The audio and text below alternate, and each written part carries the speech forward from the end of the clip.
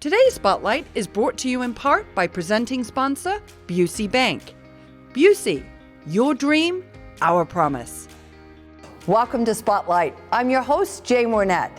And today I'm joined by three local nonprofits, Naperville Hurling Club, DuPage Symphony Orchestra, and NAMI DuPage.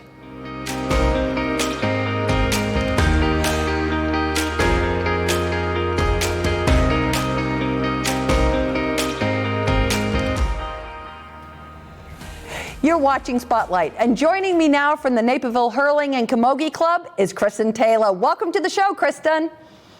Thank you so much. Thanks for having me. Yeah, super excited to talk to you. And we're going to just start out. Give us a little revisit on what is hurling and what is Camogie. Yeah, hurling and Camogie. It's the same. It's two words for essentially the same sport. It's the national sport of Ireland. One of two Gaelic games that they play. Men's is called hurling, and then women's is called camogie. And it's a super, super fast-paced sport. Kind of has similarities to American sports like soccer, football, lacrosse, field hockey, baseball. It's a super complex, all-encompassing sport that kind of has just a lot going on all at once. And yeah, it's cool to see that we're able to bring it over here in America too. Yeah, and I think it really seems to be growing, right? Yeah, absolutely. We've gone through, years of having different people join the club, hundreds of members, and we're continually growing each year, which is really exciting for us. Okay. Now, you play for a team that's had quite a lot of success. So talk to us a little bit about that, Kristin. Yeah, apart from just our regional tournaments that we have, which we've brought home some wins at, we've also sent both men's and women's teams to the national championships. In 2017, we actually brought home a Junior B title for the men's side, which is really exciting. So yeah, we've got good success in terms of accomplishments and then just how our team has been growing each year. Yeah, that's wonderful. I mean, I think there's nothing that sort of helps bring people to a club, right? Like W's in the old win column. That always helps. Yeah, that's a big plus for sure. Yeah. Now, you kind of have a little side job as well. You're an American Ninja Warrior, which is very exciting. Talk to us a little bit about that and kind of do we need to be an elite athlete for that sport and how it plays into what you're doing with the Naperville Hurling Club? Yeah, so I do Ninja Warrior competitions. That's kind of like one of my main sports, that and hurling. They're very different, but kind of what draws me into hurling is the same thing that had me take interest into American Ninja Warrior is just the complexity of the sports. I tend to go for sports that are just a little bit more tricky than the regular, sport that anyone else does. I have a pretty extensive athletic background, so just the complexity really drew me in, and there's just so much athleticism required to play hurling and camogie, and so I just, I'm always up for the challenge. Well, that's wonderful. Well, but now if I'm a young person listening in, how would I feel about it? I mean, you talk about it being complex and it's very challenging, but is it easy to kind of get started and get involved in the club? You definitely don't need to be an elite athlete to play hurling or camogie. We have completely varying skill levels from absolute beginners all the way up to, people who've come over from Ireland who are playing with us and have been playing since they could walk. So we've got just a really wide range of abilities, and everybody works together and is able to kind of have their own position and find their own on the team, which is really cool aspect about the sport. But apart from the community being so welcoming, it's an easy thing to pick up. It's fun and challenging all at the same time. So it's a good mix. So you can kind of start small and slow and just get better and better and sort of understand the nuances of the game, I would imagine. Exactly. Yeah. There's always, no matter how good you are, how long you've been playing, there's always more to develop and, master. And I think that's what really appeals to a lot of people is that you're you're constantly working on improving. You've yet to master it, and kind of plays out that way the whole time. Sure, that's what keeps you coming back, right? Now, COVID-19, obviously this has been the year that has been very challenging for many. How has the club sort of adjusted to the whole pandemic situation? Yeah, I'm really, really proud to say that I think we've done an astonishing job of handling, being able to continue our training and practice while at the forefront, keeping safety a big factor. So we've implemented safety protocols to make sure that we're individually and as a team being safe. We've been really successful with those, and those have kind of helped us to be able to continue playing from kind of after the big wave of the pandemic hit, all the way up until just a couple weeks ago in October. So we've handled it well. We've been really successful and thankfully safe from COVID. And so, it's been a really nice outlet to have during these challenging times. Yeah, I'm sure, just in terms of being able to play outside and do something that kind of creates a little sense of normalcy, that's always a good thing. Yeah.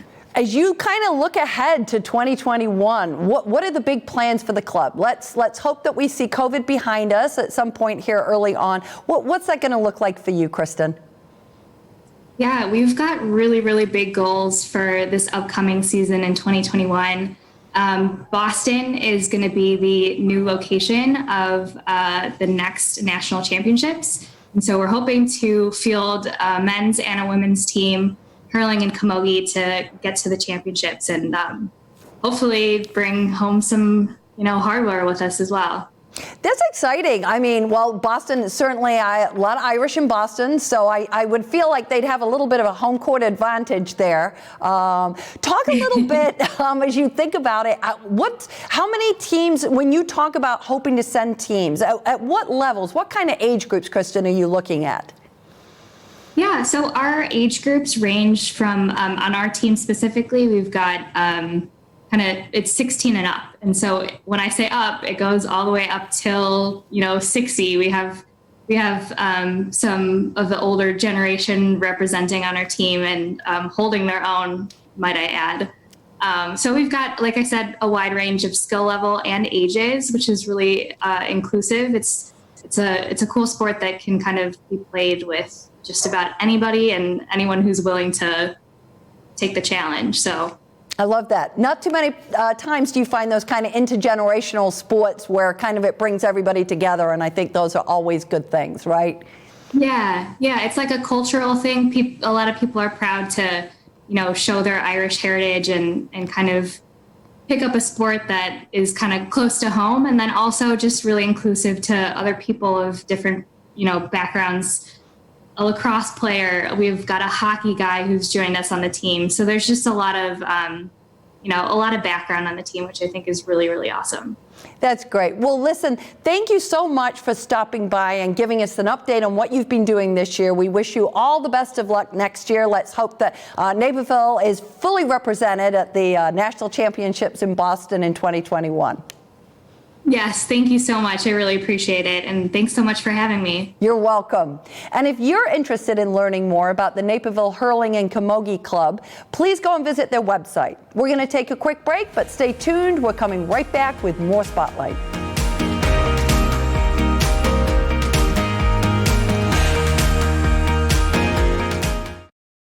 For more than 150 years, you've believed in Busey. Today, more than ever, we believe in you.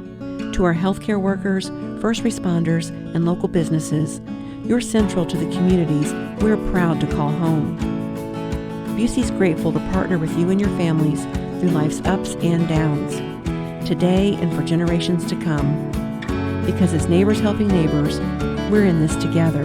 Busey, grateful to serve the communities we call home.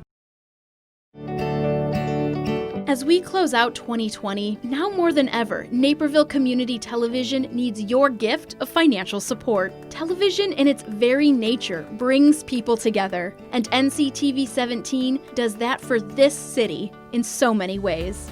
Not just on traditional TV, but on all our platforms to reach as many people as we can with our stories. Stories that matter. By sharing stories, big and small, we foster connection.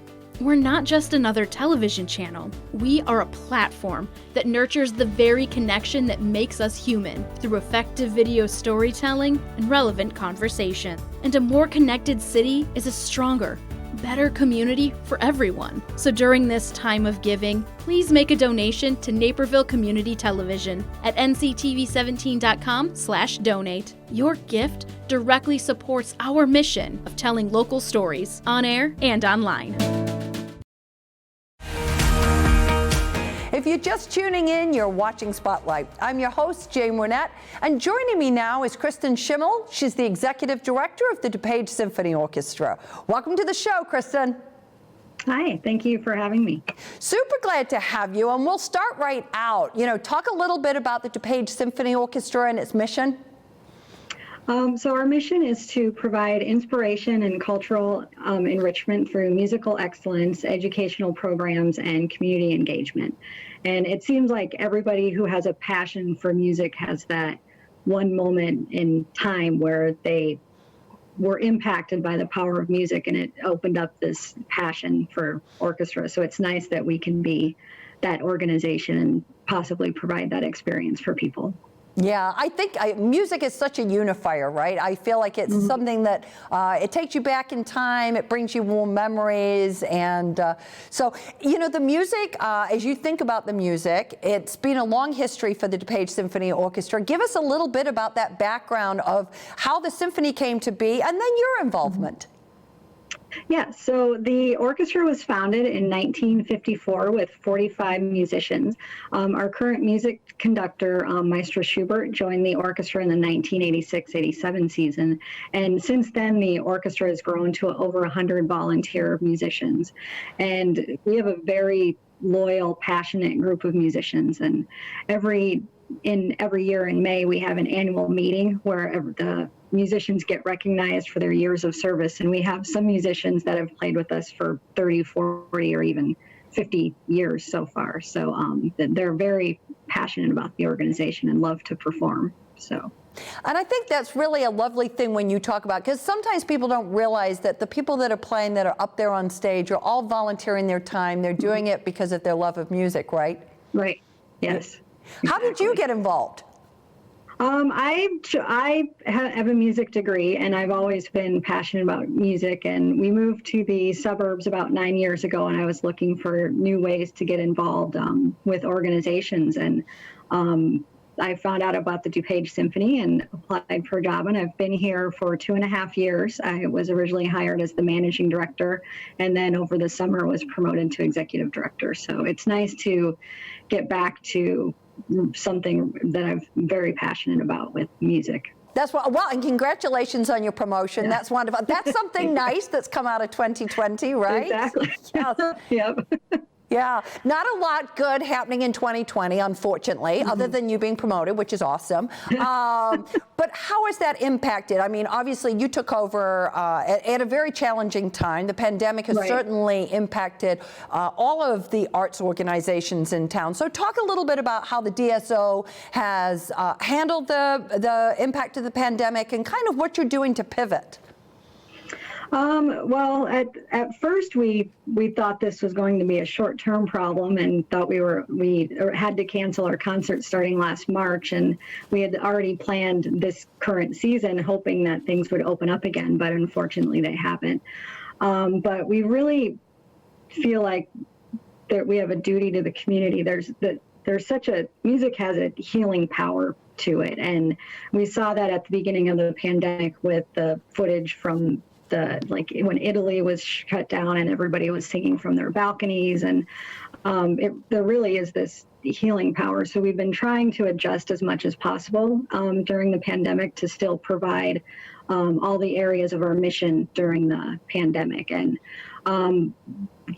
before we were able to gather together, all of our a majority of our musicians put together some recorded music that they filmed in their homes, and those are all posted on our website. And then once we were able to gather again, we have about 6 different chamber groups that were able to perform small group performances out in the community we had 11 concerts that we were able to do this summer. 1,500 people attended those concerts in person, and then we've also started live streaming our events so that there were 12,000 people that were able to watch those concerts from home. So that's kind of what we've been adjusting to so far performance-wise. And we do have some concerts scheduled for over the winter that we were planning on live streaming. Unfortunately, due to the increased restrictions that were just implemented this week, we do have to postpone our first concert, but we'll reschedule that as soon as we're able to so that people can enjoy a concert at home over the winter. Yeah, it's, you talk about that healing power, and I think that's very true. And I think, and it's not just healing for the people listening to the concerts, but I'm sure also for the members of your orchestra. It is, yeah. And all of us miss performing for the audiences. I always liked working at the concerts and watching everybody come into the lobby and they're dressed up and excited for a fun night out. And then just the feeling that you get from being at hearing live music and experiencing it together. We all miss that very much. Yeah. Now, how can viewers get involved with you? Because you really, in so many ways, are such an important part of the community. How can the community get involved with you? Are there any new programs or anything, Kristin?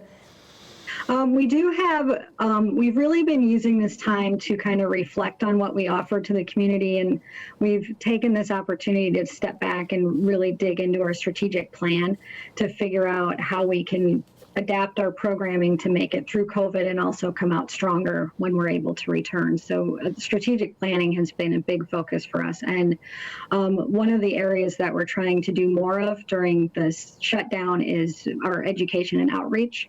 So one of the new programs we're working on is trying to work with schools in DuPage County to figure out what they would need and how we could support them with activities designed to teach kids about the orchestra and composers, and how we could be an extension of their curriculum to get more kids passionate about music. So that's one of the initiatives that we're working on right now.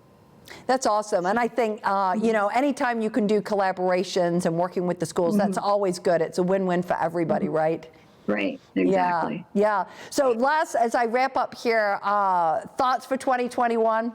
We're hoping that that we can live stream some concerts over the winter, and hopefully when it's warm again and we can get back outside and perform live concerts, hopefully with a larger orchestra and more audience in attendance. We're excited to get back together and perform live music again for everybody. Thank you so much, Kristin. Thank you. To find out more about the DuPage Symphony Orchestra, please go and visit their website. We'll be right back. We're going to take a quick break for a few short messages.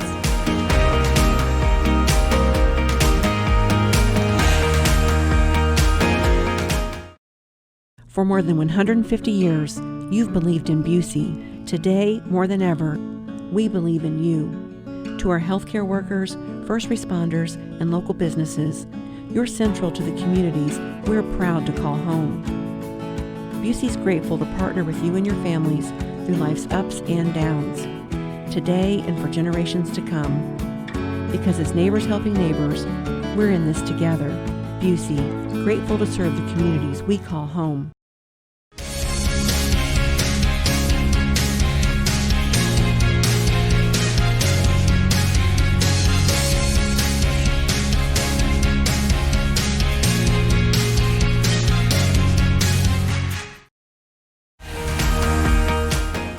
Welcome back to Spotlight. And joining me now from NAMI DuPage is Geri Kerger. She's their executive director. Welcome to the show, Geri.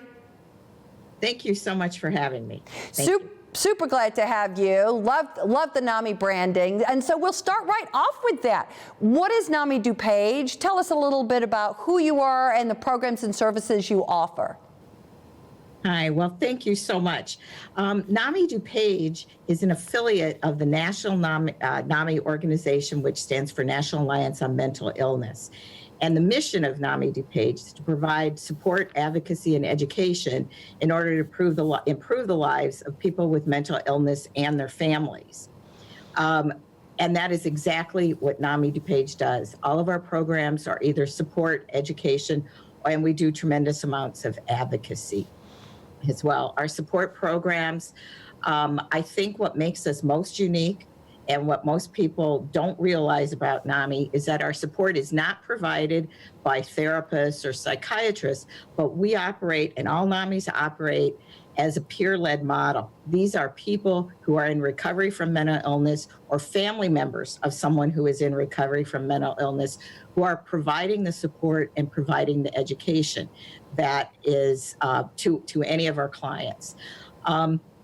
These people have been specially trained and selected, so not everybody that asks becomes a peer or a family counselor, but because of their training and their ongoing training here with the staff at NAMI, they're able to work through many of the situations, the day-to-day situations that someone with a chronic mental illness has, and that are not the kind of topics that you'd have for your therapist or for your psychiatrist. We provide additional information, additional support. And it's really important for people when they have a diagnosis to see someone who is in recovery from that and has seeing them living a productive and happy life. And that's really the basis of our programs. And our outreach last year, we served about 30,000 people in DuPage County, 23,000 of them in our schools. So our support, our education programs in the schools and to social groups, to hospitals.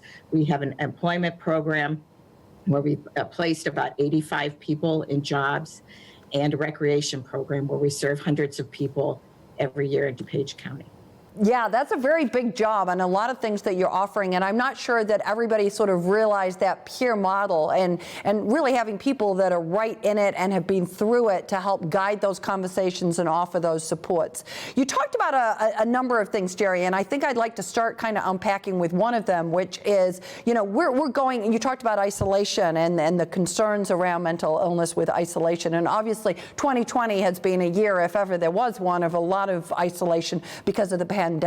How has that played out for you in the world of mental illness? And conversely, how has that worked for you in some of your programming? Well, the pandemic is sort of a perfect storm because everybody's been impacted in some way. But people who already have a mental illness have been especially impacted. Many of them have exacerbated symptoms. In the beginning, particularly, they weren't able to see a physician or a therapist on a regular basis. It was before we were caught, much of telehealth was being done. So there were a lot of people that weren't on their medication to begin with. And one of the other things that we see all the time is that people who are isolated are much more at risk for suicide, for violence, for drug use. And in DuPage County, the first 6 months of 2020 saw a 23% increase in suicides and a 52% increase in fatal overdoses.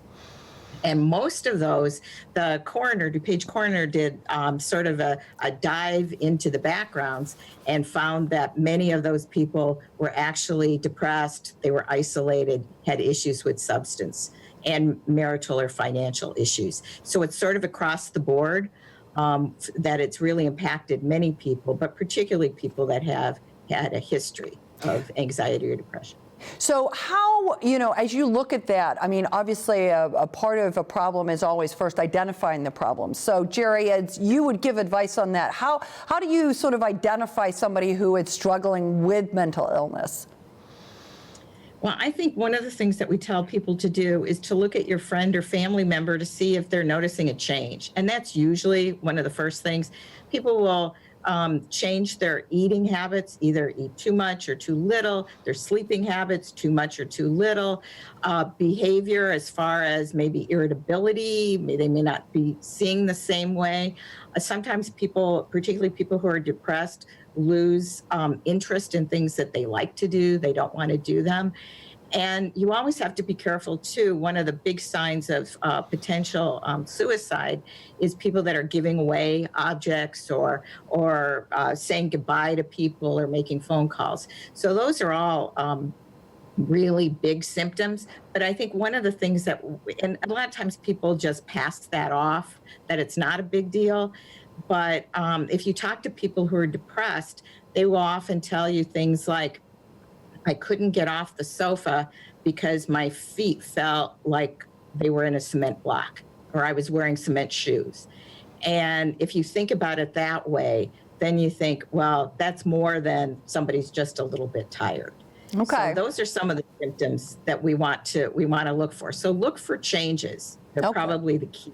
So Geri, you talk about kind of looking for those signs of change and just being on the lookout for that kind of stuff. So how would NAMI suggest that we either look to get somebody that we think might need some help connected, or how would we encourage them to find that help? Well, some of that may depend on the exact situation and whether a person is in a crisis. If a person is in a crisis, you'd want to call the suicide prevention hotline at 1-800-273-TALK, or the DuPage crisis line at 630-627-1700. For non-crisis, you could get a hold of the state of Illinois CALM line, which is not a hotline. They call it a CALM line that give resources. But I'd also recommend, and we have many, many people, hundreds of people that call us and for non-emergencies and say, what can I do? And we can give you an answer as a peer of what resources may be out there and how we might be able to connect you to resources. Well, I think that's something I've heard you say a couple of times now, and I think that's really important for our viewers to know, right, is that NAMI really is about a lot of resources. I mean, you're bringing a lot of things to bear for people that are either suffering with mental illness or have people that are close to them that may be suffering. It's really about connecting to resources. That's exactly right. Yeah. And really, I think it's also about giving hope to people who oftentimes have none. We have parents that come to classes and they think, oh my gosh, my child is doing these things that I just don't understand, and it's making us all so uncomfortable, and maybe he's been kicked out of school or whatever kinds of problems, maybe drugs involved, and they come into a parent class or a family class and they say what their child has done. Half the people turn around and said, oh yeah, we had that. Oh yeah, we know. So, it's kind of that work that you find that problems can be workable solutions, that there are solutions, and that recovery is possible, even in the worst of circumstances. Yeah, always good to know you're not alone in your problems, right? That's a big benefit. And you are not alone is the NAMI motto. Yeah, there you go. Geri, thank you so much for stopping by. We really appreciate it. We thank you for all the good work that your folks are doing, and we look forward to hopefully what will be a brighter horizon in 2021. And thank you so much. You're welcome. And if you would like more information about NAMI DuPage, please go and visit their website. We're going to take a quick break, but stay tuned. We're coming right back with more Spotlight.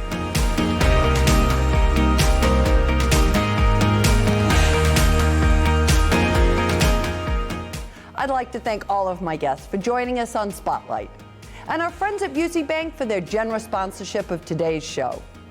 If you would like to learn more about the organizations we talked to today, please visit our website at nctv17.com. And to stay informed about what's happening in our community, sign up to receive our daily news update and like and follow us on Facebook. For Spotlight, I'm Jane Wernette. Thank you for watching. Today's Spotlight is brought to you in part by presenting sponsor, Busey Bank.